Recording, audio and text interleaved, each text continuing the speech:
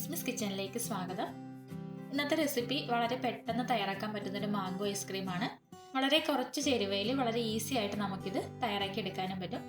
അപ്പോൾ നമുക്ക് ഈ മാംഗോ ഐസ്ക്രീം എങ്ങനെയാണ് തയ്യാറാക്കുന്നതെന്ന് നോക്കാം. ഞാനിവിടെ നന്നായിട്ട് തണുപ്പിച്ച 3/4 കപ്പ് വിപ്പിംഗ് ക്രീം എടുത്തിട്ടുണ്ട്. ഇനി ഇത് നല്ല പോലെ ഒന്ന് ബീറ്റ് ചെയ്തെടുക്കാം.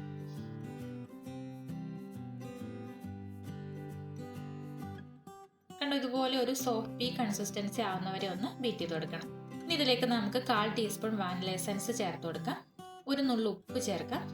അല്പം ഏലക്ക പൊടിച്ചത്. നമ്മൾ മാംഗോ ഐസ്ക്രീം ഒക്കെ തയ്യാറാക്കുമ്പോൾ ഇതുപോലെ ഒരു അല്പം ഏലക്ക പൊടി കൂടി ചേർക്കാമെങ്കിൽ ഇത് നല്ലൊരു ഫ്ലേവർ കൊടുക്കും നമ്മുടെ ഈ മാംഗോ ഐസ്ക്രീമിന്. ഇനി വേണ്ടത് 1/2 കപ്പ് കണ്ടൻസ്ഡ് മിൽക്ക്. അപ്പോൾ നമ്മുടെ മാമ്പഴത്തിൻ്റെ മധുരം പോലെ വേണം കണ്ടൻസ്ഡ് മിൽക്കിൻ്റെ അളവ് എടുക്കാനായിട്ട്. നല്ല മധുരമുള്ള മാമ്പഴമാണെങ്കിൽ ഈ ഒരു 1/2 കപ്പ് കണ്ടൻസ്ഡ് മിൽക്ക് വേണം.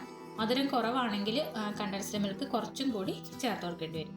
ഇനി ഇത് ലോ സ്പീഡിലൊന്ന് ബീറ്റ് ചെയ്ത് കൊടുക്കാം.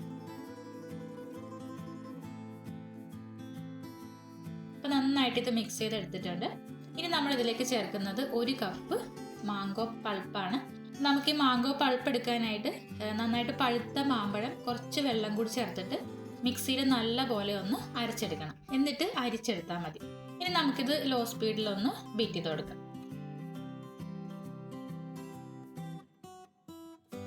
ഇപ്പം നന്നായിട്ട് ഇത് മിക്സ് ആയിട്ടുണ്ട്. ഇനി നമ്മൾ ഇതിലേക്ക് ചേർത്ത് കൊടുക്കുന്നത് 1/4 കപ്പ് ചെറുതായിട്ട് അരിഞ്ഞ മാമ്പഴമാണ്. അപ്പോൾ നിങ്ങൾക്കിത് ഇഷ്ടമുണ്ടെങ്കിൽ ചേർത്ത് കൊടുത്താൽ മതി. നമ്മൾ ഐസ്ക്രീം കഴിക്കുമ്പോൾ ചെറുതായിട്ട് മാമ്പഴമൊക്കെ ഒന്ന് കടിക്കാൻ കിട്ടുന്നത് ഇഷ്ടമാണെങ്കിൽ ചേർത്താൽ മതി. ഇനി മാമ്പഴമൊക്കെ എല്ലായിടത്തും എത്തുന്ന രീതിയിൽ നല്ല പോലെ ഒന്ന് മിക്സ് ചെയ്ത് കൊടുക്കാം. ഈ ഒരു കൺസിസ്റ്റൻസിയിൽ ഇരിക്കണം. ഇനി നമുക്കിതൊരു ഗ്ലാസ് ബൗളിലേക്ക് ഒഴിച്ചു കൊടുക്കാം. എന്നിട്ട് ക്ലിയർ ആപ്പ് ഇതുപോലെ ഒന്ന് വെച്ചു കൊടുക്കാം. വെള്ളത്തിൻ്റെ ക്രിസ്റ്റൽസ് ഒട്ടും തന്നെ മുകളിൽ വരാതിരിക്കാൻ വേണ്ടിയാണ് നമ്മൾ ഇതുപോലെ ക്ലിയർ ആപ്പ് വെച്ചു കൊടുക്കുന്നത്. ഇനി നമുക്കിത് അടച്ച് ഫ്രീസറിൽ വയ്ക്കാം. ഏകദേശം ഒരു 6-7 മണിക്കൂറെങ്കിലും വേണം ഇതൊന്ന് സെറ്റായി കിട്ടാനായിട്ട്. കണ്ടോ, ഇപ്പം നമ്മുടെ ഐസ്ക്രീം ഒക്കെ സെറ്റായി കിട്ടിയിട്ടുണ്ട്.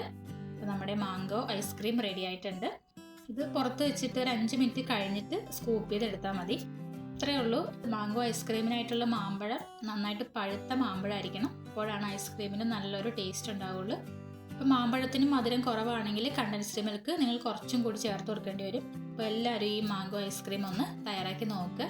നല്ല ടേസ്റ്റാണ് കഴിക്കാനായിട്ട്. ഒരു ചെറിയ ഏലക്കയുടെ ഒരു ഫ്ലേവറൊക്കെ ഉണ്ടാവും.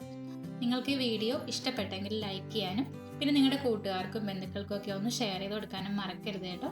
അപ്പോൾ നമുക്കിനി മറ്റൊരു റെസിപ്പിയുമായിട്ട് കാണാം. അതുവരേക്കും നന്ദി.